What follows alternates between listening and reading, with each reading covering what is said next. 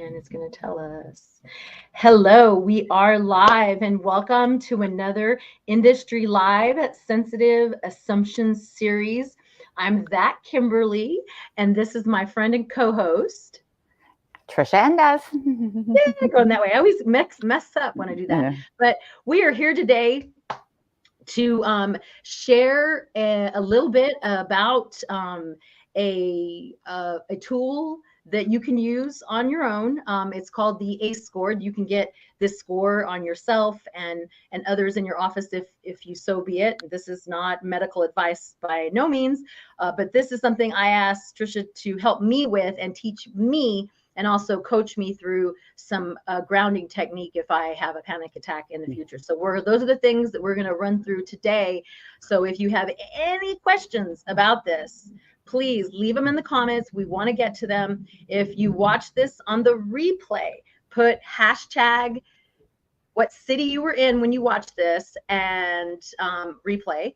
And if you have a question about it, about the ACE score, and we're going to show it to you here in just a second, and we're going to tell you what our ACE scores. But leave your comments and questions wherever you're watching us from. We want to answer those for you. So without further ado, because we are trying to be mindful of time, let's jump into this ACE score grounding conversation. Trisha. Well, we'll get started. Kimberly and I have been working together now for a few months. And again, our whole goal here is mind, body, spirit, kind of getting everything grounded, recentered, refocused. We recently were reading a study together, which is called the Fresh Start Effect by Wharton Business School. Mm-hmm. The whole idea here was let's kind of leave the shit in the past and start again. So a fresh start effect is anything from New Year's Eve to getting a new journal to your birthday to brand new football season. Your child going off to college, all these things that, this excitement, this fresh start. And in our conversations, we were talking, and I was saying to Kimberly, I'd come across what is called the Adverse Childhood Experience Study. And that's what I'm showing here for short. So this is something we've been talking about somewhat as a tool to use in communities, use in workspaces. It is a very, very intimate, potentially triggering exercise, just so we can let everyone know. It's in advance. It's a very deep dive into the experiences that you had as a child in the exact same body that you're carrying around today. Yes. We're doing this because what Kimberly has realized through the therapy and on all the stuff that happened to me starting of COVID, the first time I went to the emergency detention adult timeout, when life was handed me my butt during COVID, I have childhood traumas that are making me react and doing things to my body and mind and soul because I was not paying, because I was putting them in a box and putting them away, and I wasn't going to therapy and I wasn't talking about it or none of that. So that's another, I wanted another, I'm trying to use all my tools in my toolbox. Medication is a tool, therapy, counseling, group, individual, food, exercise, oxygen, all those things are tools. And we're just giving you another tool. I wanted this tool to help me better understand myself. And Trisha was kind enough to be willing to walk me through getting my score, as well as, showing me what to do in times of stress. So when I want to get everyone included as quick as possible, just to give a little background on this study, it was done back in the 90s. It was in essence more around insuring people health insurance. Okay. So the questions, there's only 10 quick questions that we're going to go through. But many of the adverse childhood experiences that you'll be reading on this, it's a very small list as compared to the other things that are in the world, from a pandemic to death to poverty to.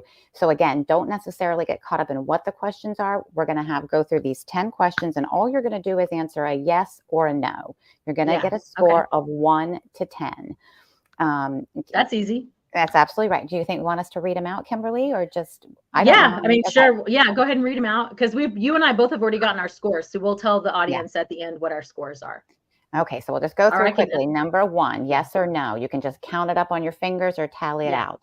Did you feel that you didn't have enough to eat, or you had to wear dirty clothes, or had no one to protect you or take care of you? Number 2, did you lose a parent through divorce, abandonment, death? or any other reason. Now, this is before the age of 18. We're simply kind of asking these before the age of 18. Yeah. And I would be a yes. My parents divorced when I was 1. So yes. Did you live with anyone who was depressed, mentally ill, or attempted suicide? Wow. Did you live with anyone who had a problem with drinking or using drugs, including prescription drugs? Did your parents or adults in your home ever hit, punch, beat, or threaten to harm each other? Did you live with anyone who went to jail or prison? We're on number 7. Did a parent or adult in your home ever swear at you, insult you, or put you down? Number 8. Did a parent or adult in your home ever hit, beat, kick, or physically hurt you in any way? Number 9. Did you feel that no one in your family loved you or thought you were special?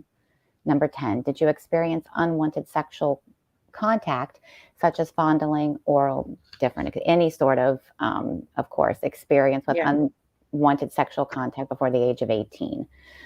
Now, again, if you're yes or no, just yes or no, right? That's exactly right. So all you're going to do is tally up. Now, this was between Kimberly and I. Would you like to share your score, Kimberly? Yeah, mine was a 6, right? Yeah, yours was a 6. And mine was only a 6 because at the very end on number 8, it said, did a parent or adult in your home ever hit, beat, or kick? They didn't hurt me, but I watched my mother fight with the step monster. So I watched and I heard, or if I didn't watch it, I heard it. Right. So I know that, and that's something I never would talk about with anybody. Like, that was put in a box, and it wasn't till the blow to, COVID did everything just bubble in my face. Well, that's right. Well, and my score was between like a 6 or a 7, and I shared, and my sister wouldn't mind me sharing, hers was a 9. Now, what this tells you is the higher your score, it's the more chance of chronic illness. It's the more chance of mental illness. When I've always, the saying of the issues live in your tissues. You are the exact same body that experienced all of that shit throughout your life. And just because your brain doesn't remember it, and again, this is very psychologically, deeper into your, say, even subconscious or your unconscious, but your body remembers. The trauma lives there. So with the anxiety, with the panic, with the disorders, addiction. And you said it was 40, since I have a 6, that means I'm how much more percentage likely to be depressed, or like you went through some? It was almost 500% more chance. Anything over a number 4 dramatically increases your risk of, again, adverse health effects in the future. Now, this is if you're not really dealing with it. This is when you're keeping it down in the box. This is when you're not going back into those traumas, not going back and sitting with that little Kimberly, which I know it sounds really silly to a lot of people sometimes, but it's very true. You are the woman, you are the adult that she needed back then. You didn't have that same. Correct. And just so you guys know, I was just thinking about this. I did put this link. You can, I'm not going to recite it because that's crazy. But it is here. And it's also if you're watching from YouTube, it is also in the, well, actually, I'm going to copy and paste this sucker. It is also in the YouTube notes. So, and then I'm going to copy and paste this link. So if anybody wants to take their own score and take their own test, because again, this is not, we're not saying that you supplement this for anything else. We're just saying I wanted to know my own score. I wanted to know why I was reacting towards people and things around things, and this made perfect sense to me when you shared it with me. Well, and you and I are saying, like, in a really safe, protected community or especially work environment, who you and I know each other to be, who we know our past, we know what we bring to a situation, we know that we've had adverse experiences. Like I said, this is not even taking into account the stuff that's happening in the last 30, 40 years. This is just still things that we're carrying along with ourselves. So I think, again, sitting in a group, there's also another score, and it's called a PACE score, and it's the opposite of this. It's the children that get to score, the adults now, that get to score 1 to 10 on the positive experiences through childhood. So when you live in a home that all you were was supported, grounded, loved. But again, 90% of people on the planet, 90% have a ACE score, the adverse childhood experience, of 1 or higher. Wow. So the whole idea in the corporate world is to, when you learn deeply about your coworkers, those that grew up in those really supportive environments, Mhm. those that know how to support themselves, they best support other people. It doesn't Mhm. make you weak. It doesn't make you, if you are a child of sexual abuse, but you are a powerful, wonderful woman, the fact that we know that you are survivor of sexual Yeah. abuse, you carried that with you. That just gave me a release in my own body when I said it. When I'm sitting with a Yeah. powerful woman who is willing to share what she's gone through, it Mhm. doesn't make us any different today that you have a Yeah. 6, a 7, 8, or a 9. You just know that most likely, again, your parasympathetic, your nervous system is in that fight or flight. You're Mhm. thinking that there's a lion all the time. And when you think there's Whenever a there's lion, something that comes up like confrontation with the step monster, like I'm just gonna couple it, like whenever I would experience someone like him that treated me or someone around me, because remember, I would see how he treated my mother and how he would react and talk to my mom, and how my mom would react and talk. My mom would, like, my mom was not going to let someone push her around, so they would fight, right? And there are things that he would say that I realized much later, just this past year going on a cruise, that was triggering to me. There were things that he would do that were triggering to me in my adulthood that I had no idea that before I got my score and all, like, even, like the yeses that I did have were, I feel very I don't feel any way to tell people that, yes, that, was never sexually abused, but I've been verbally, like, not as a child, but as an adult, I've put up with verbal abuse. yeah, As an adult, I've put up with, date rape. As an adult, I have put up with things that as a child, I felt very protected and guided by my parents in all the positive ways to protect me, even though they did fight, and there were, there was some trauma, because the way I deal with stuff is I don't talk about it, yeah, except for now I'm learning, just going to my therapist and talking to my friends, because as an adult we were taught that, you don't say anything. Shh, you put it underneath the rug and you just don't say anything. My grandmother had a mental illness growing up and we didn't even know about it until she passed away, right? Like, there were so many things that in as a child that I realized much later that really affected me, and how I deal with them after talking to you and learn and doing my own mental health journey, that I realized that it's some I'm reacting to very well, and others I'm still putting in that box, and I don't want to put in yeah, that box. I don't want to ever have another come to the head where it all pops like that, because that's what it did the first time I went to emergency yeah. detention, which then I didn't take care of. I did take care of myself to not get myself back into the second time I went to emergency detention. Well, and Life. even, well, right. And what was the coping? What did you use to Mm, cope with before? Like yeah, now that you nothing. have, Alcohol and there's sex. one addiction, Alcohol. Yeah. that's food, Food.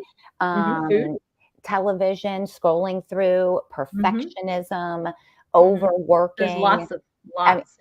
All that's, mine, for mine, was food, was alcohol, was sex, was partying, because I felt very blessed that I had a great active uh, social life on the weekends. So I was living, even before I got into my industry, I had, I graduated from Southwest Texas in San Marcos. It was voted, when I went there, #1 for parties party school. back Yeah. in the day, right? They changed the name so it wouldn't have that. That's And how I I went to I college too, girl. Yeah. Mm-hmm. but we got our degrees. Mm-hmm. I liked it. I Yep. like, because Yep. I know a lot of people who went to this party school, and I partied, but I also got my degree. I felt very proud that I somehow figured out how to juggle all of it. But I didn't go to therapy when I was Disconnected. in my 20s. Yeah, I Right. was very disconnected, and I was all over the place. Like, I didn't even get diagnosed with ADD until I was 25, till I had the insurance to pay to go to a psychiatrist myself, to even get the diagnosis of ADD, that people always, oh, she's just a hyper kid. Oh, that's just, it was always just kind of fluffed off. But it's something. It is a real thing that over time, that Adderall that I've been taking helps me with anxiety. The anxiety that I now no longer have the same outlets to put out. I have to figure out other ways to get rid of my anxiety, right? Like, and when it comes to work, that's the reason why we're talking about this, because you're teaching me how to better, react to whatever that thing is. If it's a person, if it's a thing, if it's a saying, if it's whatever's triggering me, triggering the trauma that I bring to the table every single day, because life happens, right? I'm very self-aware that of all the things I'm still working on. And so I try to be a lot more mindful about those things. And I wasn't doing that. That's how I got myself put into emergency detention the first and the second time. I wasn't taking care of myself so that I could therefore take care of someone else, right? So it's very important. But were those, I should ask you, great resources, places where you kind of learned how to be human? Like where Yes. was everything? Where was the information that you needed along the way? Yeah. That again, medication could have helped, or these techniques that we're going to even talk about more, Yeah. but you were actually given that space to kind of relearn the way Yeah. to be a new kind of human that didn't involve the sex, the drinking, the obsessive work. It's like, now Yeah. Kimberly, get fucking quiet, get quiet, Yeah. and figure this out, right? Yeah. Well, yeah. The first emergency detention, it was only 3 days. I thought I was in jail. I was still, I hadn't slept in 4 days. I didn't realize what manic meant.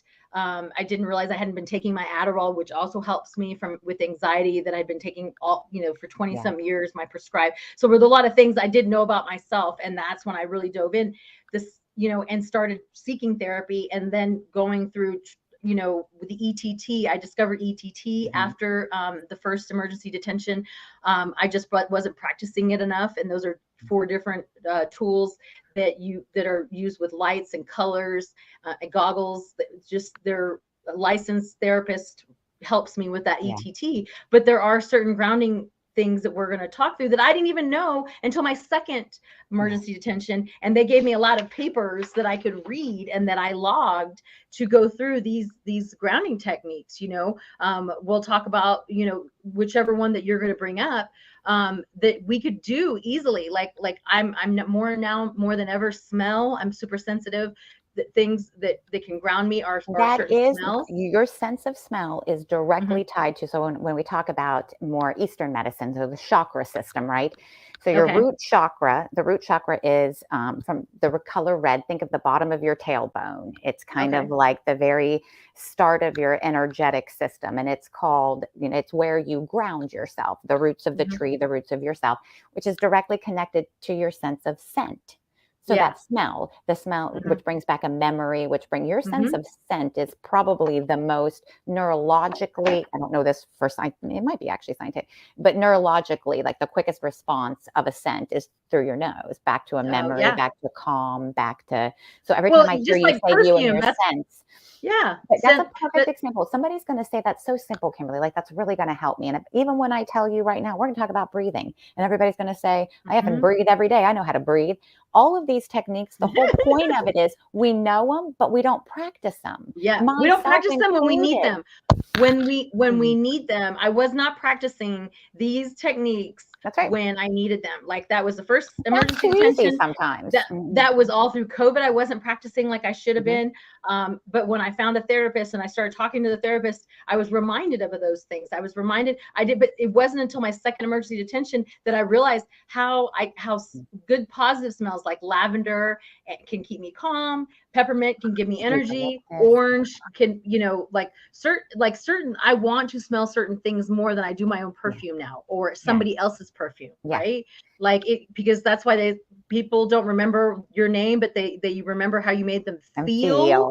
Right? The smell also ties into that, right? That's exactly right. That's exactly right. When the grounding that we talk about really is, that's where you find your safety. That's where you find security. That's where you find, so you do have to set yourself up get to the point where you and I are so lucky to have each other. Like, we're reminding each other every day. You're holding me to a level of honesty, even. Like, again, like, you can go out, I feel a little silly sometimes thinking I'm coaching Kimberly when all I'm doing is carrying myself through all the exact same experiences. And it's really easy to sit around telling somebody, do this, you'll feel better. And then I know to myself, well, I should feel better because I told Kimberly to do it. I know, you know what I mean? But you have to develop the safe space. You have to, you and I have both given each other permission. So once again, folks, like this is not unauthorized or unsolicited, if I should say. Like I have given Trisha permission, you know, in every moment of the day, whenever, if we were to, not that we're talking every moment of the day, but when we do talk, right? We talk a lot, but when we do talk, we give each other that space. If it's in advance, like I always start, and I think it's after 15 years of sales, because I want to be so polite with people. I still, on my personal phone calls, I say, is this a good time for you? You know, because in And sales, you hold I always space for wanted to be, me. yes, Yes. Yes. yes. So when I say, is this a good time for you? Not like that is like when everything's going well or quick, or I know what exactly what, or is this a good time for you? I need something from you. I need you to keep me from bouncing off the walls because or I need you to tell me it's going to be okay because I'm having a bad day, right? And you and I both have hold that safe space, and that's what we're trying to do with sensitive assumptions, is give people resources and tools to have that safe space at work as well. Like we want that there, I shouldn't have to be worried that HR is going to come and smack my hand because I'm having a moment in the bathroom and I'm crying.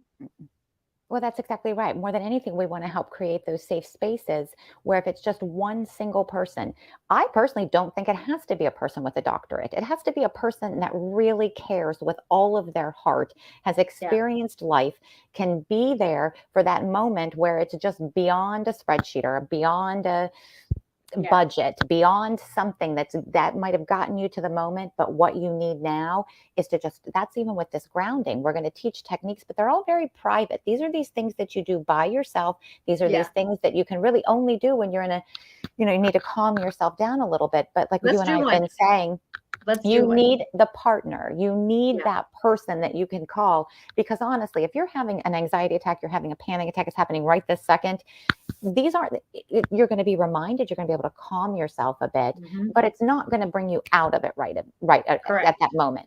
But when you can talk about what you're feeling, when you can feel safe with someone else, when you can rub your own a grounding technique. This is a really simple one. If you do find yourself getting all worked up and your heart's beating and to literally just rub your own arm. Your brain does not know that it's your hand rubbing. Even doing this right now, it feels kind of nice. I'm doing the same thing.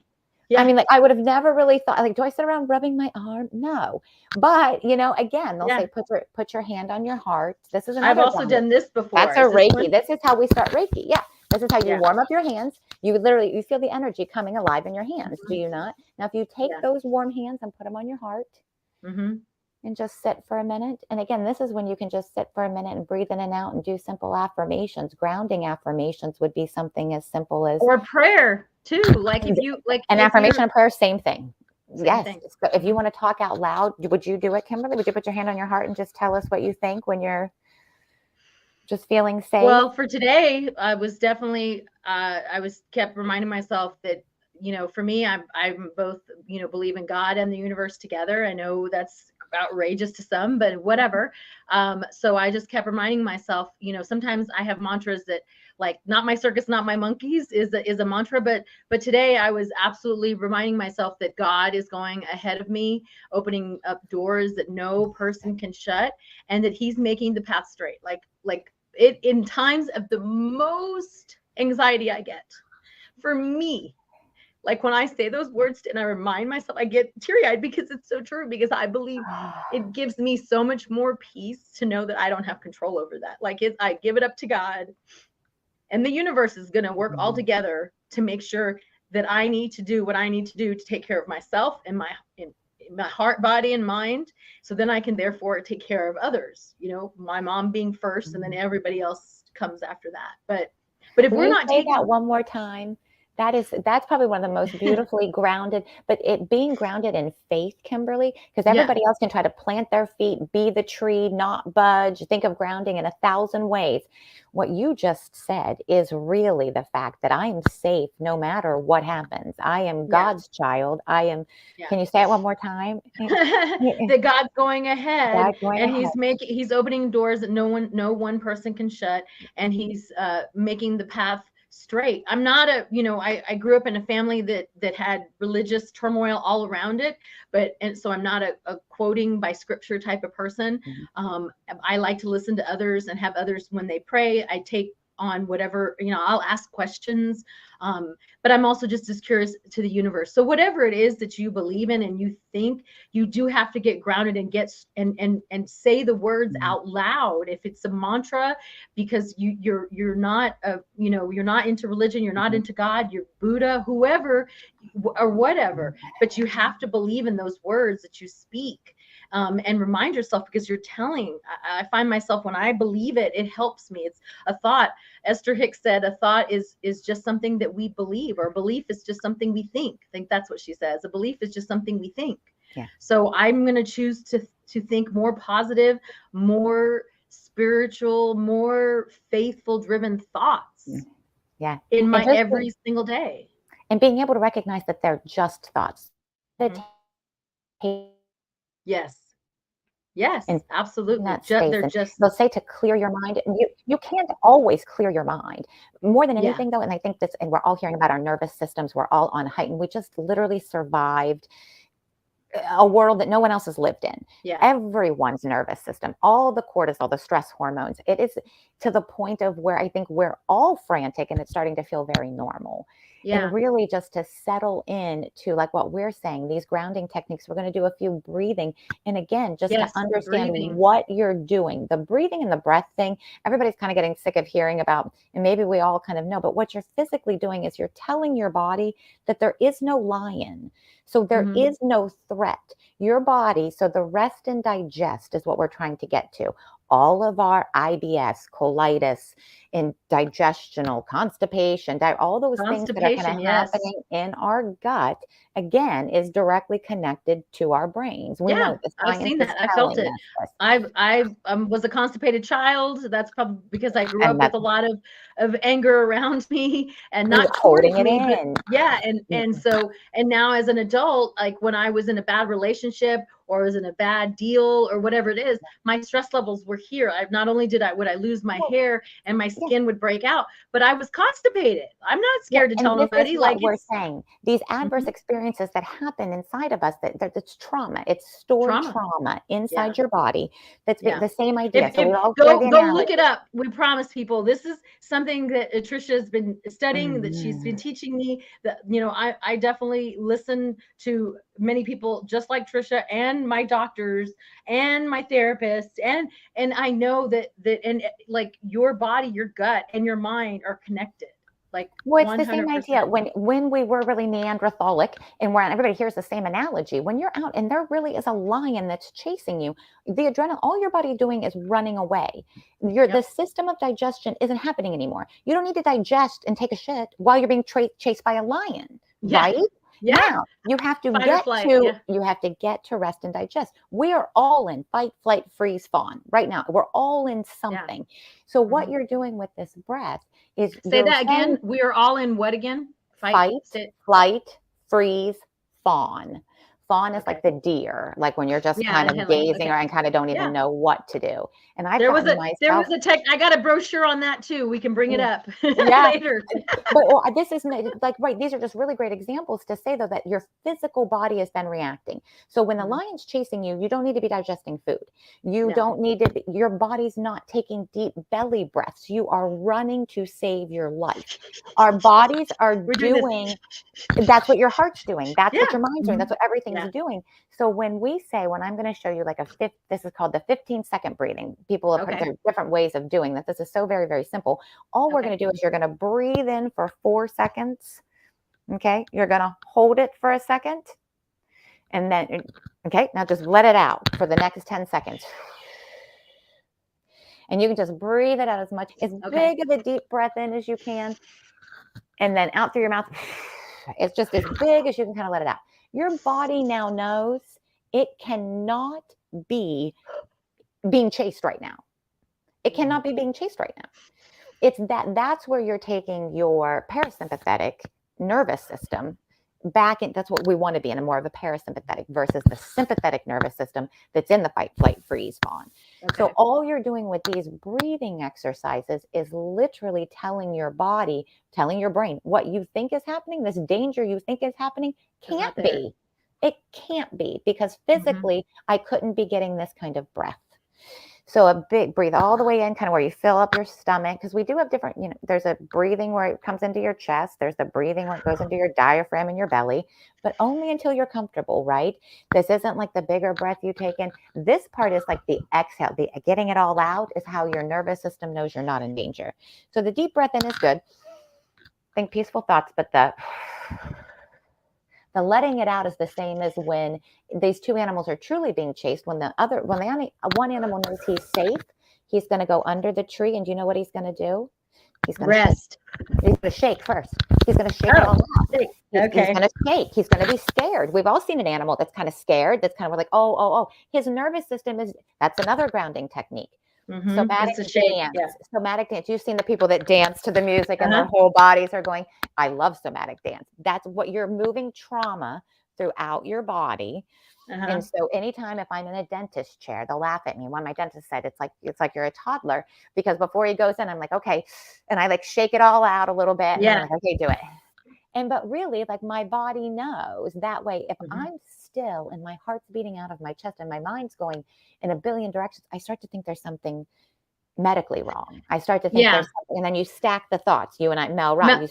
Mel Robbins said that when your body, when at first the vagus nerve, I forgot what nerve she's. That's right, honey. Your vagus nerve. That's the grounding nerve too.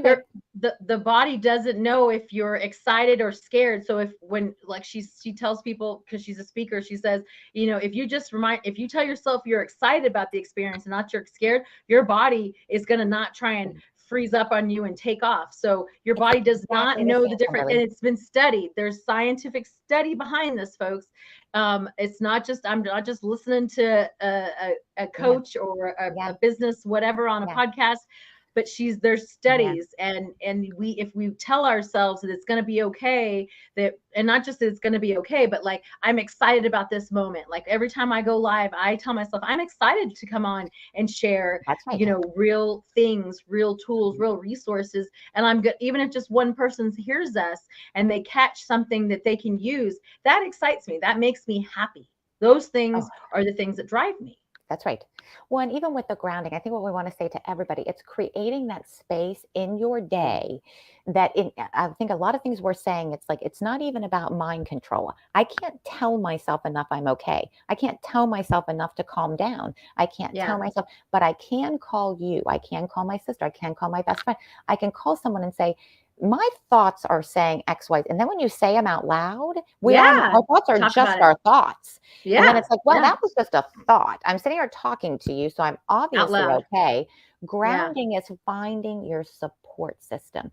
Finding however that looks. The earth, if it's your best friend, if it's your couch.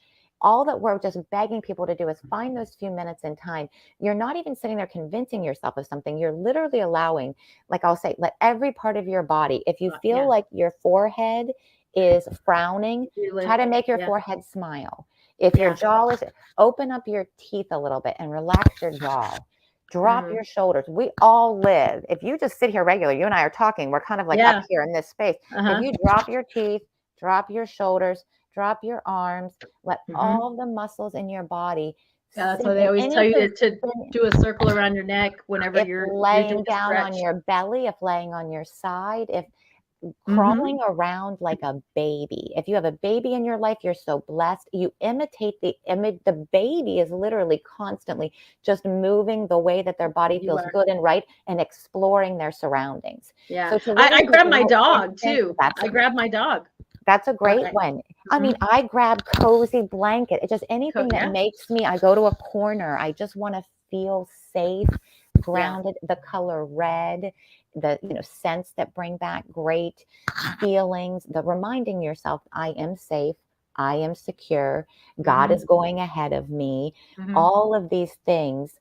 One other breathing technique that I think we shared this one once before too, is the deep breathe in, and then on your breathe out, almost think of a tire letting out, and kind of breathe through your teeth. Do a so you're almost deflating yourself. Yes. Ooh, I can tell the difference. Wow. Oh yeah. And then just through your teeth. I can feel it come, like it feels like I'm right back here, because this is where I carry a lot of my stress in the back of my, right in between my shoulders, right there Yes, at the bottom that's of my exactly neck. right. That's exactly That right. when I And go, loving yourself and having the self-compassion. That's right, yeah. honey. Just do everything. That the whole idea is nothing is hard. Nothing is, the Mhm, breathe in is soft.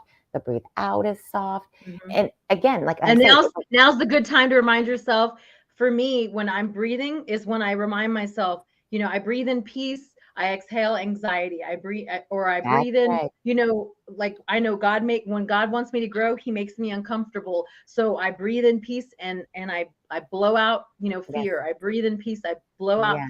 I release the all the negative out of Yes. my body. Yes. I tell that to Yes. myself, right? Whether Yes. I say it out loud or I say it in my head, but I'm still telling myself that when I'm breathing.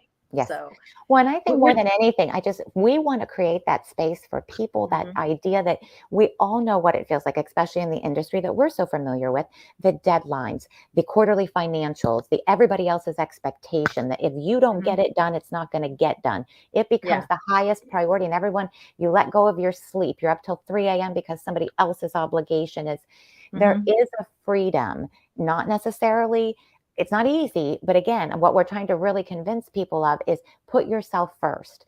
We're begging companies and corporations to give the resources to yeah, those employees, that they don't have to feel as if, again, because they're caring for other people or they can't find space for their self-care, that they have to quit their job, or they have to yeah, take their sick days, or they have to yeah, run away, or shit doesn't get done and deadlines don't get met. yeah. Let's just get That, it out there that I need somebody to talk to. I mhm, need 2 days of wellness, and then mhm. maybe I can come back and we can work together on Yeah, how all having this having a impending doom. communication. Yeah, having some conversation with. Mhm. I've definitely found myself to be more communicative now, and Yeah. not assuming. I don't assume things. Mhm. I almost over communicate, so I have to be careful so that I don't push people away. But I'm overly communicative because I want them to know that I am communicating to them my thoughts and my feelings, Yeah. because that's important. Because for so long I would just fluff all those underneath the rug, and it Yeah. was like I was taught not to. Yeah. I was taught to take care of everyone else and not myself, and Yeah. that got me into trouble. And I was taught to ignore, or to, what, when someone's yelling at me, the step monster would yell at my mom or yell at us or whatever. I was taught to just, freeze, don't say anything, and then forget it ever happened, Yeah. right? And Like, let it don't live say anything, inside. don't make it, Yep. yeah, just let it live. And so I'm working through it, getting all that out, and I appreciate you sharing this That's technique another with great me grounding technique. on Get many. into a room and say, I fucking hate all of this. List everything You you can hate. List they every, have there's, they have rooms that you can go beat things up. that worked just as well. And then Yeah. look back at it and be like, I'm not going to do all this shit I hate. Or I'm yeah. not going to do. And Yeah. I know Or we're getting punching towards the bag, end. like That's right. like like exercise. That's why exercise. There was That's a release. Mel That's not Robbins. anger. That's good release. Right. Yeah. And we're not taking it Yeah. out on somebody else. It's No, we're release. doing it on our own. Yeah. They Yeah. said that what, our gut, that there was studies that our gut is directly connected to our brain, Again. and so when we're not putting good things in our gut, or we're exercise was the Yeah. number one thing over any Yeah. pharmaceutical drug or anything that can help with Yeah. anxiety. Exercise. And that's right. Exercise, Well, because the gut is directly linked to our brain. the So, embryo is the brain and the gut detached. I mean, that is literally how we ah, start. We start as when that's where they're saying. So the yeah. vagus nerve is the digestion to the brain. Ah, And before we leave, I do have just one call to action. And I've always wanted to say this, and I wish a billion people were listening, because the call to action is men. The call to action are these soft things that we're speaking about, is the leaders, the male leaders, giving and that female, space. and But female leaders. we are the empaths, though. Like, it's Yeah, expected that you and I would be talking about this. It's yeah. expected that we're a little bit more comfortable with it. I So would for all even, leaders who are not, so I think it's all, because when I've you met have some a women leaders that are compassionate not. man, well, that's exactly right, though. But there are studies that the compassionate man that will really Hmm. stand up for the rights of Hmm. his own men, women, and again, they're just listeners. I'll tell you, even in the world, a man goes out and writes books and is a speaker. He is a leadership expert. I write a book. I'm a self-help expert. Ah, It's just, and it's the way our we as our people are our thinking. society. Yeah. Absolutely. They'll be We listening have to all change. Kimberly and Trisha talking about anxiety and breathing and how pretty and how nice and how it changes the world. It There are a really billion does. people listening to us. Let me tell you, Trisha, I there know, are a sweetie billion, pie. and I just want to pull nobody, everybody and to if they, action to just yes, talk about talk about everything it. that doesn't make Yeah. sense anymore for us. And get your, and go and take this, And share test with people and that you've had share a with hard people. Yeah. life. Things have gotten Yeah. really tough, and Communicate, we just want to communicate. talk. We just want to talk. For sure. We want, Thank and you. if you want to connect with Trisha, here's more places to connect with her, just in case you miss the first half. You'll have to go back and watch us on the replay, and wherever you watch us on the replay, here's the hashtag. You put the hashtag where you watch us from and put replay. And if you want to be a guest, I got to throw this out there. If you want to be a guest, we're gonna start guests in September, because Trisha and I are going to be doing another grounding technique, maybe the 5-4-3-2-1, or the we'll try maybe a box breathing next time. We are going to hold space for a few of these techniques that I learned in and that Trisha already knew, but I got to learn in adult timeout. Because there are a lot of things that I was taught that I didn't know beforehand, because you can only get so much therapy in, right? Like I'm doing things, but everybody's brain is different. Everybody thinks differently. So we have to have multiple things, multiple resources for people, because it's not just one size fits all when it comes to mental health, right? Well, and you and I both And it's say an too, everyday practice. and we're getting to the joy and the play of this. We don't want to be all Yes. serious. I mean, this is not all about being depressed, sad, anxious. The opposite Yeah. of all of this is just kind of finding your time, getting through some of the past traumas into a place where, again, like, we can build a world that doesn't look like Yeah. what we just came out of. Yeah, for sure. And if I can get the PDF uploaded, I will put it actually on my link tree too. But if not, It's everywhere. Google it's, ACE score. I mean, it's there we on go. everybody else's website, That's awesome. ACE. Yeah, and you can learn Yeah. all about. Yeah. And you can watch us from the beginning, or join us next Wednesday when we tackle another grounding technique. One of the even if we talked about the fawn, the fight, flight, and freeze, because I do have a pamphlet on that as well. That was one I was made for 2 weeks to go to classes or sessions, group therapy, when being held in emergency timeout, because I wasn't taking care of myself, because I wasn't doing all. That's what's happening to all of us. Like, we have to have healthy nervous systems. That's an actual system, just like your digestive, circulatory. We've all heard our moms were nervous. Our moms had nervous stomachs. Our moms had nerve medication. Like, it's interesting how they talked about it. It's an actual system now, though, that the extenuating circumstances of our environment have put us all into some sort of fight, flight, freeze, fawn. I'm just going to throw this up there one more time, just so people can see that link. And until next week, I thank you so much, Trisha, for giving me this thank you, Kimberly. Space. You do the same for me.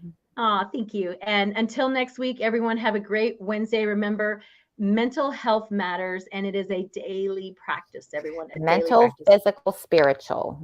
There we go. There we go. Have a great Wednesday, everyone.